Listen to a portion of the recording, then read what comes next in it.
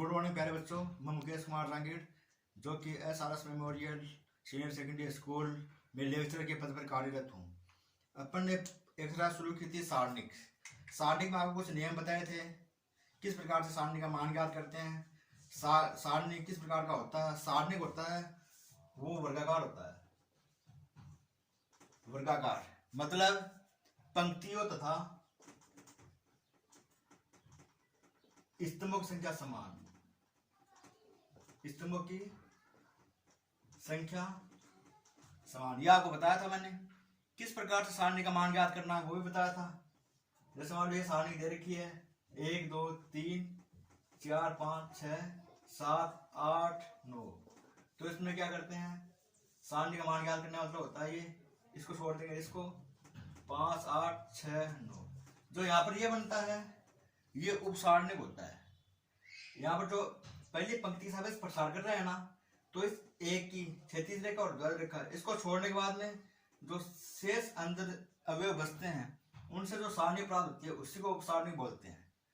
इस प्रकार से प्रसार कर सकते हैं। और उसके बाद एक बात और बताई थी, प्लस से स्टार्ट होता है, plus minus plus minus plus minus plus minus plus.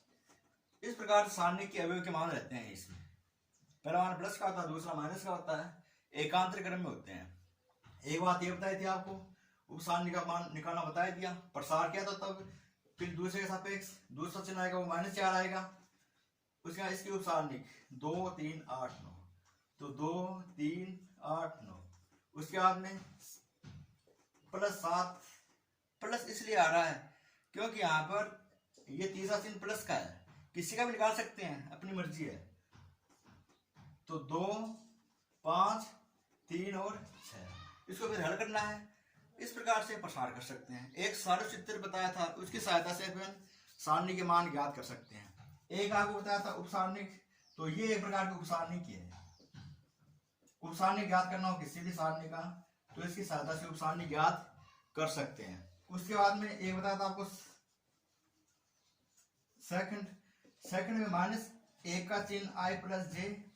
i मतलब पंक्ति, j मतलब स्तंभ, और उपसारणिक aij। उपसारणिक निकाल रहे हैं, बस ये ध्यान रखना है कि सेकंड का मतलब क्या होता है। उपसारणिक जो निकाल लिया वो मान, उसके बाद में माइनस के ऊपर अगर मान लो अपन निकाल रहे हैं सेकंड f1 2 निकाल रहे हैं, तो -1 1 + 2। यहाँ पर अगर 2 2 तो 2 + 2 4 हो जाएगा, अगर 3 2 तो 3 + 2 5 हो जाएगा। इस चिन्ह की बात करें तो माइनस आ जाएगा, फिर -aij। जो भी उपसारणिक निकाल रहे हैं उसकी सहायता से मान ज्ञात कर सकते हैं। ये अपन ने सीखा था।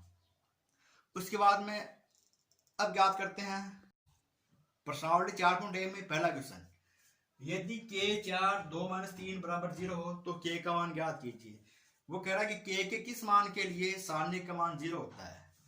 तो इस 2 क्रम का सारणिक है, तो इसको हल करते हैं। तो -3 × k, फिर देखो 4 दूनी 8 -8 और बराबर 0। सिंपल सी बात है। इसमें हल करने का तरीका, इसको बदल गुणा कर देंगे और घटा देंगे, यानी k × -3 फिर माइनस का चिन्ह लगाएंगे, इन दोनों गुणा करेंगे, 4 दूनी 8 बराबर 0। 8 को इस तरफ ले जाएंगे तो माइनस का है तो 8 हो जाएगा, -3k = 8। तो यहाँ से k का मान हो जाएगा -8/3। तो k का मान आएगा वो -8/3 होगा। तो k = -8/3 पर इस सारणी का मान 0 प्राप्त होगा। क्वेश्चन नंबर 2, सारणी में दे रखा x y 2 4 = 0 हो तो x और y का अनुपात ज्ञात कीजिए। 0 = 0 है तो इसको देखिए वज्र गुणा कर देंगे, 4x - 2y = 0। क्या किया मैंने, इस प्रकार से x × 4 4x, फिर माइनस का चिन्ह लगाएंगे, -2 × y 2y = 0। तो यहाँ से 4x का मान हो जाएगा, ये इधर जाएगा, तो माइनस का था इधर जाएगा प्लस का, ये y को इधर जाए तो x/y, तो 2/4, 2 × 2 2 दूनी 4, तो x/y का मान आएगा 1/2, या x अनुपात y = 1/2। ये इसका सॉल्यूशन आ जाएगा। तो इजीली समझ में आ गया होगा। वज्र गुणा करेंगे इसको, 4x - 2x = 0, फिर 2x को इस तरफ ले जाएंगे, प्लस का आ जाएगा, x y एक तरफ ले जाएंगे तो x/y = 2/4 भाग दिया तो 1/2, तो x अनुपात y का मान आ गया 1/2। तो ये क्वेश्चन नंबर 2 हो गया। क्वेश्चन नंबर 3, 2y 3x बराबर 4, x 4 y 2 बराबर 7, तो x और y का मान ज्ञात कीजिए। तो पहले इसको हल कर लेते हैं, समीकरण बनाएंगे। दोनों से दो सारणी दे रखे हैं 2 बाय 2 क्रम के, इन दोनों समीकरणों से, दोनों सारणियों से समीकरण बनाएंगे, समीकरण को हल करेंगे और फिर x और y के मान ज्ञात करने हैं। देखिए अब देखते हैं किस प्रकार से अपन इसको हल कर सकते हैं। इसको देखिए 2y 3x बराबर 4, यह इसको मैं लिख सकता हूं 2 गुणा x माइनस 3y और बराबर 4, इसको कहते हैं समीकरण नंबर 1। वजन बना कर दिया 2 गुणा x, माइनस का चिन्ह लगा दिया, 3 गुणा y 3y बराबर 4, समीकरण नंबर 1। फिर दूसरा देख लेंगे x 4 y 2 बराबर 7, तो देखो 2 गुणा x 2x माइनस 4y बराबर 7, समीकरण नंबर 2। अब x और y के मान ज्ञात करने हैं, जो आप भली भांति जानते हैं किस प्रकार से ज्ञात करते हैं। अब इसको देखेंगे तो मैंने क्या किया, समीकरण 1 माइनस 2, 1 से 2 को घटा दिया, तो 2x माइनस 3y बराबर 4, 2x माइनस 4y बराबर 7, घटा रहे हैं तो चिन्ह चेंज कर देंगे, ये माइनस ये प्लस ये माइनस, ये दोनों कट गए, 4 से 3 गया तो 1y बच गया, माइनस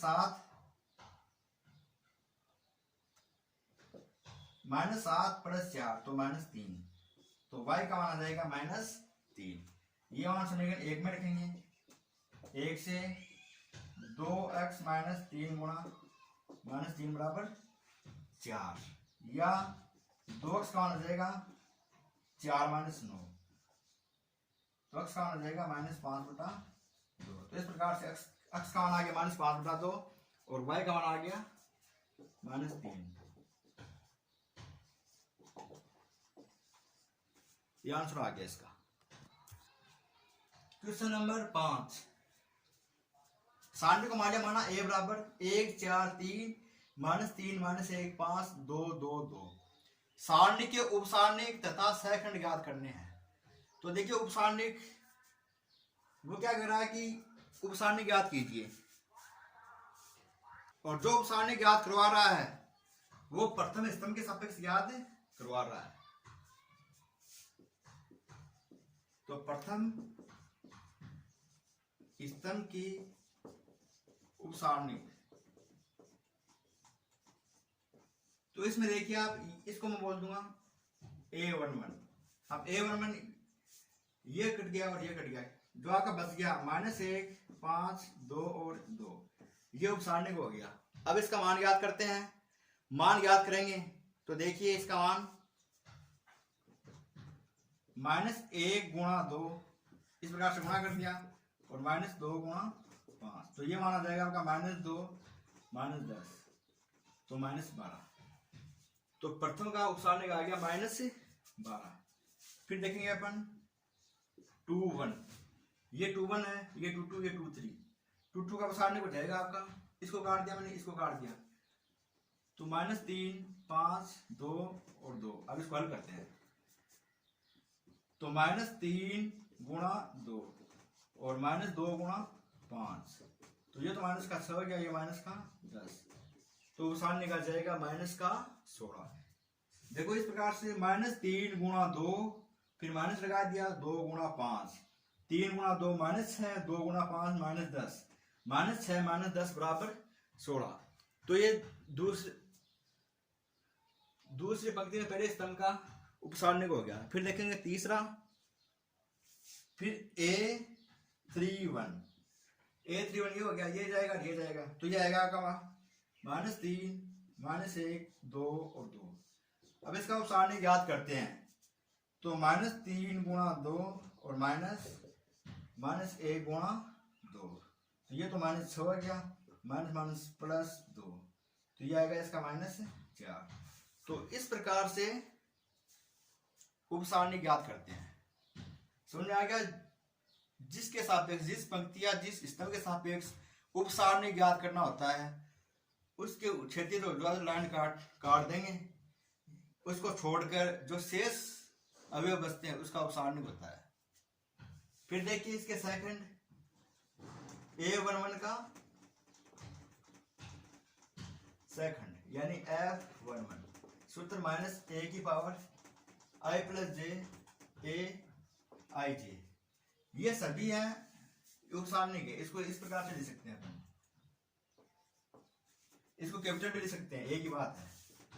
अब देखिए A11 का -1, i का मान 1, j का मान भी 1, गुणा उप सारणी का मान है -12, तो -12, तो ये हो गया 1 + 1 2, -1 की घात 2 और गुणा -12, तो ये हो जाएगा 1 गुणा -12, तो -12। तो ये पहला सेकंड आ गया। इसी प्रकार से फिर F21, ये A21 है ना, तो ये F21 हो जाएगा।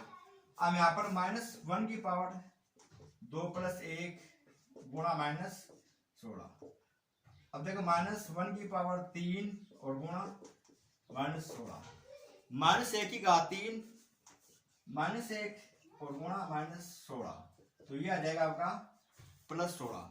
तो इसका दूसरा सेकंड आ गया +16। फिर F31, तो -1 की पावर 3 + 1, यहाँ पर i का मान 3, j का मान 1, ये सूत्र बताया था आपको मैंने, इससे मान रख दिया, यहाँ पर से i j कह सकते हैं, मान रख दिया। F3i बराबर -1 की पावर 3 + 1 और गुणा -4। अब देखिए -1 की पावर 4 प्लस, तो 1 गुणा -4, तो ये आ जाएगा आपका -4। तो इस प्रकार से हम उप सारणी और सेकंड इजीली ज्ञात कर सकते हैं। आगे इस सारणी का मान ज्ञात करना, सारणी का मान, तो सारणी का मान ज्ञात करते हैं वो एक तो आपको मैंने बताया था प्रसार विधि से, एक लास्ट में जो सूत्र बताए थे उससे भी कर सकते हैं।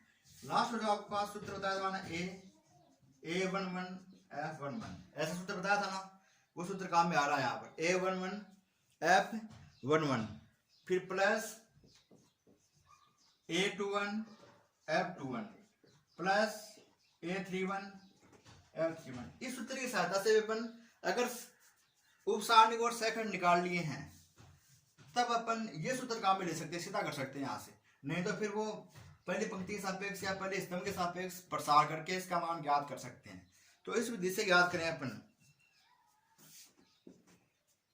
तो देखिए A11 का मान है 1, वो जो स्टार्टिंग में A11 निकाला था ना वो उप सारणी का मान है, कैपिटल A11 का मान है, लेकिन मैंने वो स्मॉल लिख दिया, कोई बात नहीं, इसमें वो उप सारणिक है। और ये A11 ये पहला मान ये है। उसके बाद में F11 का मान कितना निकाला अपन ने, -12, A21 4, F21 16, A31 3, F31 -4, तो ये तो -12 + 64, ये -12, तो ये जाएगा 64 - 24, तो सामने का मान आएगा वो 40 आएगा। या मान लो कि आप ये सूत्र आपको याद नहीं है, आप भूल गए हैं, तो देखो अपने इस प्रकार से याद कर सकते हैं। 1 मिनट बता दूंगा मैं। मान लो प्रथम पंक्ति के सापेक्ष प्रसार, प्रथम पंक्ति के सापेक्ष प्रसार करें, तो देखिए इसमें a बराबर हो जाएगा 1, अब ये छुपा लिया ना, तो -1 गुणा 2 या उपसारणी लिख दो, चाहिए -1 5 2 2, फिर -3 इसको छुपा लिया 4 3 2 2, और फिर +2 4 3 -1 और 5। इस प्रकार से कर सकते हैं।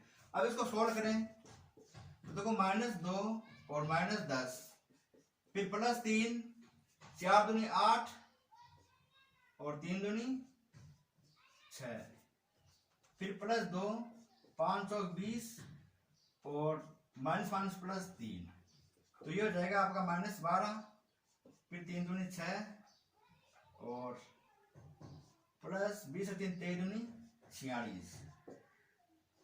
तो 52 - 12 बराबर 40। तो चाहे इस विधि से करें चाहे इस विधि से करें, सारणी का मान तो सेम प्राप्त होता है। तो आज के लिए इतने ही क्वेश्चन प्यारे बच्चों। और भाई क्वेश्चन आप निकाल लेना जो मैंने नहीं करवाए हैं, आप सारे क्वेश्चन निकाल लें आपको। और जो बात नहीं आई समझ में वो पूछनी है और बार बार नियमों को देख पढ़ना है। Thank you very